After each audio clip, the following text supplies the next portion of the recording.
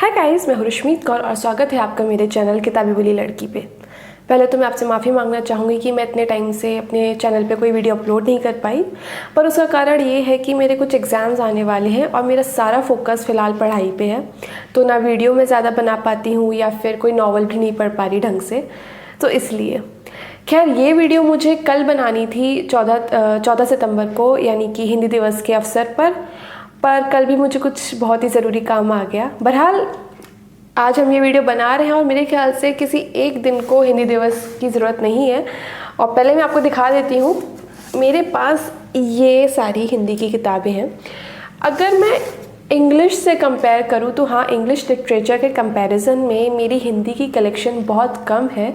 ये मुश्किल से 15 या 20 होंगी, मैंने गिनी नहीं है, लेकिन फिर भी ये मेरी अपनी है और मुझे बेहद प्रिय है।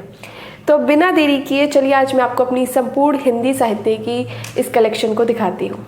तो जो पहली किताब है, इसके बारे में मैं इस चैनल पे काफ़ी बार बात कर चुकी हूँ। तो इस किताब का नाम है निर्मला, प्रेमचंद द्वारा। ये काफ़ी लोकप्रिय किताब है और ये निर्मला एक तरह से एक कहानी है इस लड़की की, जिसकी तस्वीर आप इसमें देख सकते हैं। ये एक लड़की है जिसकी शादी काफ़ी कम उम्र में अपने से काफ़ी बड़े इंसान के साथ हो जाती है और ये उसकी ज़िंदगी है। मतलब उसकी ज़िंदगी कैसे चल रही है, कैसे बीत रही है, और ये प्रेमचंद की कहानी है। मैं हर किताब के बारे में ज़्यादा गहराई से बात नहीं करूँगी वरना वीडियो काफ़ी लंबी हो जाएगी, लेकिन इतना कहूँगी कि हाँ, ये किताब बेहद बेहद अच्छी है और बहुत बिगनर फ्रेंडली है। तो आप इस किताब को बड़ी आसानी से पढ़ सकते हैं। जो दूसरी किताब है वो बेसिकली एक तरह से पोइट्री कलेक्शन है, जो हमें बस स्टैंड या रेलवे स्टेशन पे ऐसे मिल जाती हैं ईजिली। तो ये देख सकते हैं आप, हास्य सम्मेलन करके। ये हास्य सम्मेलन, कवि सम्मेलन करके एक बहुत ही पतली सी और बहुत ही मज़ेदार सी किताब है। मैंने इसकी कई सारी पोइट्रीज़ अपने इंस्टाग्राम चैनल पे रिसाइट कर रखी हैं, तो आप वहाँ जाके चेक कर सकते हैं। और ये कहीं मार्केट में ऐसे आपको मिलेगी नहीं, ये बस स्टैंड पे या रेलवे स्टेशन पे ऐसी जगहों पे ही आपको मिल सकती है। जो अगली किताब है वह है ये परखन नली बाय अकबर आज़म। ये किताब मुझे मेरे एक सीनियर ने गिफ्ट करी थी, तो मुझे नहीं पता था ये किताब किस बारे में है, बट बेसिकली ये किताब एक तरह से शॉर्ट स्टोरी कलेक्शन है और परखन नली एक कहानी का नाम है। लेकिन ये किताब मैंने नहीं पढ़ी। मैंने इसे पढ़ना शुरू किया था, लेकिन इसकी भाषा थोड़ी सी कॉम्प्लेक्स है। मतलब इसमें हिंदी उर्दू दोनों का ही उपयोग है, लेकिन जो उसमें वर्ड्स हैं उर्दू के भी और हिंदी के भी, वो इतने ज़्यादा टफ हैं, इतने कठिन हैं कि मुझे बार बार गूगल बाबा का इस्तेमाल करना पड़ रहा था। लेकिन गूगल बाबा भी मेरी मदद नहीं कर रहे थे। और फिर वो जो फ्लो होता है ना कहानी पढ़ते वक्त, वो टूट जाता है, और जब वो टूट जाता है फिर मैं कहानी पढ़ नहीं पाती। तो इसलिए मैंने ये किताब अभी तक नहीं पढ़ी है। शायद 1-2 साल में मैं पढ़ पाऊँ, लेकिन अभी नहीं। अगली किताब फिर एक शॉर्ट स्टोरी कलेक्शन है प्रेमचंद के द्वारा, दुनिया का सबसे अनमोल रत्न। दुनिया का सबसे अनमोल रत्न इस बुक की पहली कहानी है और इसमें काफ़ी सारी शॉर्ट स्टोरीज़ हैं। पहले ही बता दूं, प्रेमचंद मेरे फेवरेट ऑथर हैं, तो आपको 2-3 किताबें और देखने को मिलेंगी। तो ये भी एक शॉर्ट स्टोरी कलेक्शन और एक काफ़ी पुराना एडिशन है, जैसे कि आप देख सकते हो इसकी हालत से। ये एडिशन शायद 90s का ही है, 1999 का एडिशन, अगर आपको ये दिख रहा हो तो ये बहुत पुरानी किताबें मेरे तक कैसे पहुंची मैं आपको आगे बताऊंगी। लेकिन हाँ, ये मेरी अगली किताब है। अब ये जो किताब है मदर टेरेसा, इसकी कहानी बड़ी रोचक सी है, मैं आपको बताऊं तो 7th या 8th क्लास में हमारे स्कूल में एक नया पीरियड या नया सब्जेक्ट चालू किया गया था, जिसका नाम था पर्सनालिटी डेवलपमेंट या पर्सनालिटी ग्रूमिंग करके। तो जो हमारी मैम थी, उन्होंने बोला था कि आप एक ऐसे इंसान के बारे में पढ़ के आइएगा जिसकी तरह बनना चाहते हैं। तो 7th 8th क्लास में मैं समाज सेविका बनना चाहती थी या सोशल वर्कर बनना चाहती थी। और मैंने मतलब बहुत सोच रखा था कि मैं एक NGO खोलूँगी इसके लिए, एनिमल्स के लिए या पुअर पीपल के लिए, और उनको वहाँ स्किल ट्रेनिंग कराऊँगी। मतलब उस टाइम और उस टाइम सिर्फ एक ही नाम मेरे दिमाग में आया समाज सेविका के उस पर, और वो था मदर टेरेसा का नाम। तो ये किताब भी मैंने पास के ही रेलवे स्टेशन से जाके ख़रीदी थी, वहाँ पे एक बुक स्टोर होता है। तो ये काफ़ी बिगनर फ्रेंडली है और बेसिकली एक तरह से बायोग्राफी है मदर टेरेसा की। और उस वक्त पढ़ी थी, मुझे बिल्कुल याद नहीं अब इसके बारे में कुछ भी, लेकिन हाँ, जब पढ़ी थी मुझे याद है कि मैम ने मेरी बहुत तारीफ़ की थी, क्योंकि मुझे काफ़ी पसंद आई थी और मैं एक पूरी समीक्षा करके इस किताब की लेके गई थी। अगली किताब फिर प्रेमचंद की और इसका नाम है 41 अनमोल कहानियाँ, प्रेमचंद द्वारा। ये किताब मैंने अपनी मॉम के लिए मंगवाई थी क्योंकि प्रेमचंद की जितनी भी किताबें थी घर में वो हम सब पढ़ चुके थे। इस किताब की ज़्यादातर कहानियाँ रिपीटेड थी, मतलब हमें नहीं पता था अंदर कुछ और नई कहानियाँ होंगी कि नहीं होंगी, लेकिन ज़्यादातर कहानियाँ हम पढ़ चुके थे। लेकिन फिर भी अगर जिसने कभी प्रेमचंद की कहानियाँ नहीं पढ़ी हैं, ये एक अच्छी किताब है, आप इसे ले सकते हैं। ये मैंने अमेज़ॉन से ख़रीदी थी। अगली किताब एक पोइट्री कलेक्शन है, बहुत ही फेमस सी पोइट्री कलेक्शन, उसका नाम है मधुशाला बाय हरिवंश राय बच्चन। तो मधुशाला जो किताब है एक तरह से एक पोइट्री है और एक सार्कास्टिक यानी कि व्यंग्यपूर्ण से लिखी गई पोइट्री है। मैं इसकी अगर कोई पोएम पढ़ के आपको सुनाती हूँ ताकि आप देख सकें।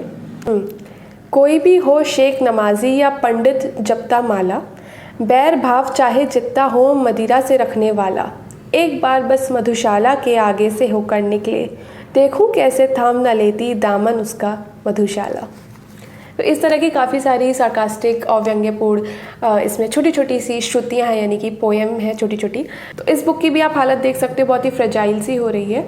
तो बेसिकली किताबें मेरी नहीं होती, ये किताबें नाना जी की हैं, वहाँ से मासियों पे गई, मासियों से मम्मी पे आई, फिर मेरे पे आई। तो बेसिकली हमारे घर में धरोहर के तौर पे रखी जाती हैं किताबें, इसलिए इनकी कंडीशन ऐसी है।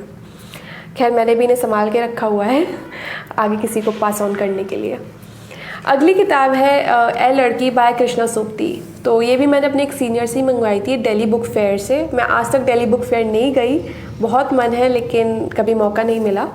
तो ये किताब कृष्णा सोबती ए लड़की एक संवाद के रूप में लिखी गई है। संवाद के रूप में मतलब कॉन्वर्सेशन स्टाइल में। तो एक माँ है जो अपने डेथ बेड पे है, यानी कि वो मर रही है, यमराज जी का वेट कर रही है, और उनकी एक बेटी है जो शायद मैरिजेबल एज पार कर चुकी है। एज तो नहीं डिफाइंड बट हाँ पार कर चुकी है, बातों से लगता है।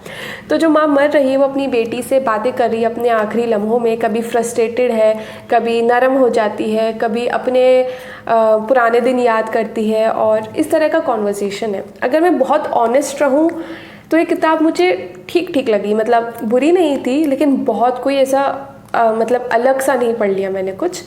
मुझे किताब ठीक लगी, लेकिन ये किताब बहुत पुरानी है, 1998 की लिखी हुई है आई गेस।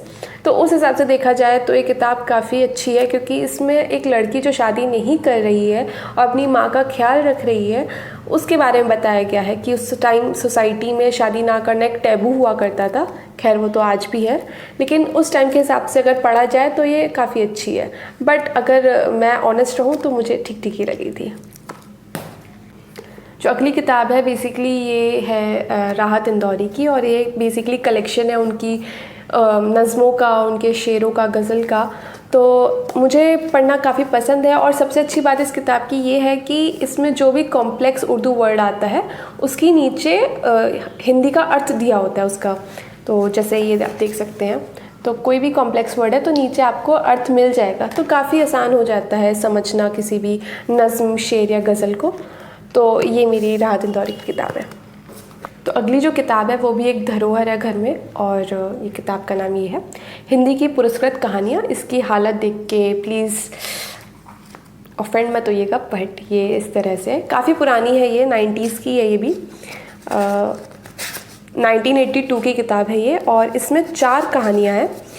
पहली है ओलंपस सुदर्शन चोपड़ा द्वारा, घर घुसरा मनहर चौहान, दरार वेद राही द्वारा, और कितनी कैदें मृदुला गर्ग द्वारा। तो मैंने आखिरी कहानी ही पढ़ी है, क्योंकि काफ़ी सारे जो इसमें पृष्ठ हैं, पेजेस हैं, वो ऐसे हो चुके हैं देखिए, तो वो पढ़ने लायक तो रहे नहीं, तो इसलिए मैंने सिर्फ एक ही कहानी पढ़ी है जो मुझे लगा कि पूरी हो सकती है, लेकिन ये संभाल के रखी है मैंने क्योंकि धरोहर है।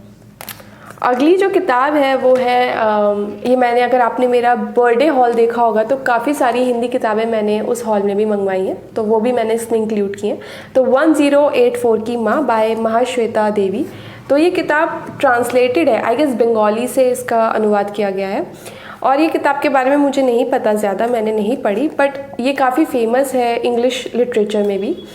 बेसिकली 1084 एक कैदी का नंबर है, लाइक जो नंबर दिए जाते हैं प्रिजनर्स को, उसकी माँ उसको ढूंढ रही है। अब वो कैदी मर चुका है, ज़िंदा है, मुझे लिटरली कुछ नहीं पता इस किताब के बारे में, लेकिन हाँ मैं इसको पढ़ने के लिए काफ़ी उत्सुक हूँ। अगली जो किताब है वो भी मेरे दोस्त ने मुझे जन्मदिन पे गिफ्ट की थी। ये है देवी चौधरानी। बेसिकली 2 किताबें हैं, एक नीचे होगी। देवी चौधरानी बंकिम चंद्र चट्टोपाध्याय की, और मैंने कोई किताब नहीं पढ़ी इनके, मतलब बंकिम चंद्र चट्टोपाध्याय की। तो ये किताब मैंने नहीं पढ़ी है अभी तक, ये मेरी मॉम ने पढ़ी है और मेरी माँ ने बताया कि किताब काफ़ी अच्छी है। तो देवी चौधरानी एक ऐसी कहानी है कि इस लड़की की शादी काफ़ी कम उम्र में हो जाती है, और जिससे होती है वो, उसने इसका चेहरा नहीं देखा तो वो इसे एक्सेप्ट करने से मना कर देता है। फिर ये लड़की कहीं भटक कर किसी डाकुओं के एरिया में चली जाती है और फिर ये मतलब उनके साथ ही पली बढ़ती है। उसके अलावा मुझे नहीं पता इस कहानी के बारे में कि क्या वो मिलते हैं क्या नहीं मिलते, ना मैंने पूछा वरना वो स्पॉइलर हो जाता। लेकिन हाँ, उन्होंने कहा कि काफ़ी अच्छी कहानी है और ये अनुवाद भी काफ़ी सही है। अगली जो किताब है वो भी मैंने लास्ट मंथ ही मंगवाई है, तमस भीष्म साहनी द्वारा। तो ये किताब मेरी माँ ने मुझसे कहा कि ये वाली मंगवाओ, मुझे पढ़नी है। तो उन्होंने पढ़ रखी है शायद, लेकिन वो दोबारा पढ़ना चाहती हैं, जो भी है। तो भीष्म साहनी द्वारा तमस एक बहुत ही पॉपुलर हिंदी साहित्य है। तो मुझे सिर्फ इतना पता है कि पार्टीशन के ऊपर है, इसके अलावा मुझे कुछ नहीं पता। लेकिन भीष्म साहनी किताब है तो मुझे मालूम है कि मुझे पसंद ही आएगी, पर फिर भी मैं अभी इस पर कोई टिप्पणी दे नहीं सकती। तो ये तमस। अगली जो किताब है वो है 84। ये है सत्य व्यास की, और ये भी लास्ट मंथ ही खरीदी थी। ये मेरी मॉम ने पढ़ ली है और इतना कह सकती हूँ मैं उनके रिएक्शन से कि उनके रोंगटे खड़े हो गए थे किताब पढ़ते वक्त, और वो बहुत डिस्टर्ब्ड हो गई थी। तो 84 जैसे नाम से पता चल रहा होगा 1984 की कहानी है। तो इसमें एक लड़का है जो हिंदू है और वो एक लड़की से प्यार करता है जो कि सिख है। और शायद इस माहौल में जो 1984 वाला राजनीतिक सा माहौल हो गया था, बहुत ही टेंशन वाला, उसमें उसने लड़की को और उसके बाप को अपने घर पे एक रेफ्यूज यानी कि शरण दी थी। लेकिन वो बाहर के जो राजनीतिक माहौल है उसमें उसका मतलब दिमाग चेंज हो रहा है, वो देख रहा है सब कुछ, उसके अंदर भी वो सब चीज़ें आ रही हैं, कम्युनल टेंशन वगैरह। तो क्या ऐसे में उसका प्यार इतना मजबूत है कि वो इस नफ़रत को पार कर जाए नहीं, तो कहानी उसके ऊपर है।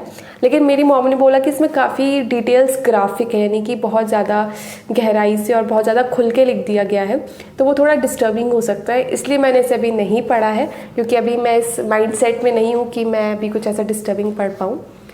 अगली जो किताब है वह है 55 खंबे लाल दीवारें उषा प्रेमवदा द्वारा। ये मैंने अभी पढ़ी है इसी महीने, और इसका रिव्यू मैं मंथ के आखिर में एक वीडियो बनाऊंगी, मंथली रैपअप वीडियो, तो आप वहाँ इसका रिव्यू देखिएगा। मैं इस बारे में कुछ नहीं बोलूँगी, सिर्फ इतना बोलूँगी कि इसके साथ साथ जब ये मतलब मैं देख रही थी, जब मैं पढ़ रही थी ये किताब, इसके साथ साथ प्रसार भारती करके एक यूट्यूब चैनल है, उस पर भी एक नाटक अपलोड किया गया था इसी नाम से, जो बहुत पुराना है। और मैंने वो नाटक इसके साथ साथ देखा था और एक अलग ही मज़ा है। मैं उस नाटक का यहाँ पे लगा दूँगी स्क्रीनशॉट, तो आप वो देख सकते हैं। तो वो नाटक काफ़ी अच्छा है अगर उसको इसके साथ पढ़ा जाए। इसका जो मतलब इसकी जो समीक्षा है, इसके ऊपर जो भी टिप्पणी देनी होगी, मैं महीने के आखिर वाली वीडियो में दूँगी, तो आप वो वीडियो ज़रूर देखिएगा। अगली जो किताब है वह भी बर्थडे मंथ हॉल में ख़रीदी थी मैंने, गुनाहों का देवता धर्मवीर भारती द्वारा। ये काफ़ी पॉपुलर किताब है और इसके बारे में कई सारे बुक ट्यूबर्स, बुकस्टाग्रामर्स बात कर चुके हैं, तारीफ़ कर चुके हैं। लेकिन फ़िलहाल ये किताब मेरी माँ पढ़ रही है, इसमें एक मतलब उन्होंने बुक मार्क के तौर पे लगा रखा है ये, तो अभी वह पढ़ रही हैं, उसके बाद मैं पढ़ूँगी। लेकिन इस किताब की पॉपुलैरिटी को देखते हुए मैंने इस किताब के बारे में सर्च किया था और पता चला कि इस किताब के ऊपर एक सीरीज़ बन चुकी है। और जब मैंने उस सीरीज़ का नाम देखा, आई वाज लाइक ओह, ये मैंने देख चुकी हूँ ये वाली सीरीज़। और सीरीज़ का नाम था एक था चंदर एक थी सुधा। तो ये सीरीज़, वैसे तो मैं इंडियन सीरीज़ ज़्यादा देखती नहीं टू बी ऑनेस्ट, लेकिन लिटरली ये Indian daily soap life okay पे आया था, बहुत बहुत अच्छा है। अगर आपको कहीं दिखे आप ज़रूर देखिएगा, ये बहुत प्यारा जो है एक सीरीज़ या बुक एडेप्टेशन बना रखा है। अगली किताब जैसे मैंने वो देवी चौधरानी दिखाई थी, उसी के सेट में आई थी, ये भी गिफ्ट है, मृणालिनी नाम है इसका, और ये मैंने पढ़ रखी है। ये भी बंकिम चंद्र चट्टोपाध्याय जी की ही है। इस किताब की जो कहानी है वो एकदम क्लासिक लव स्टोरी या लव ड्रामा के कुछ भी कह लीजिए। एक राजा है और वो एक धर्म संकट में है कि वह अपनी प्रेमिका के पास जाए जिसका नाम मृणालिनी है, या अपने राज के कर्तव्य को निभाए, राजा के कर्तव्य को निभाए और शत्रुओं से अपने राज्य को बचाए। तो एक तरह से संकट है उसका, और मृणालिनी से वह प्रेम करता है, मृणालिनी भी उससे प्रेम करती है। और एक तरह से एक बहुत ही रोमांटिक सा क्लासिक सा सागा है। अगर आपको इस तरह की कहानियाँ पसंद आती हैं, राजाओं वाली, राजा महारानी टाइप्स, तो आप ये पढ़ सकते हैं। It was a decent read. चलिए अब बात करते हैं आखिरी किताब की। इस आखिरी किताब को मैंने तब खरीदा था जब मैं 10वीं या 11वीं कक्षा में थी। इस किताब का नाम है विश्व की 50 संवेदनशील कहानियाँ। ये किताब काफ़ी अच्छी है, काफ़ी बिगनर फ्रेंडली है, और मैंने लोकल फेयर से, लोकल मेले से ख़रीदी थी। मैं आपको दिखाती हूँ कि उस टाइम मैं कैसे पढ़ती थी। मतलब मैं आपको दिखा देती हूँ। जैसे मैंने ज़्यादातर कहानियाँ पढ़ रखी हैं, आप देख सकते होंगे। मैंने कहानियों के आगे लिख रखा है एक्सीलेंट, गुड, नाइस, आउटस्टैंडिंग, जो भी। ये काम मैं हर किताब में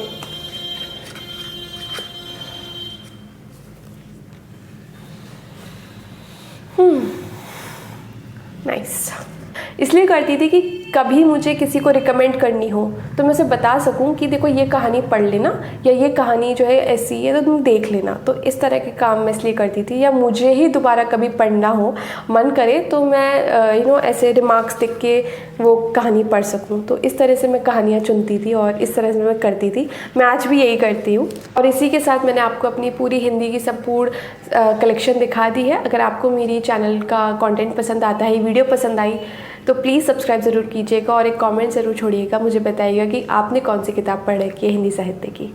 थैंक यू।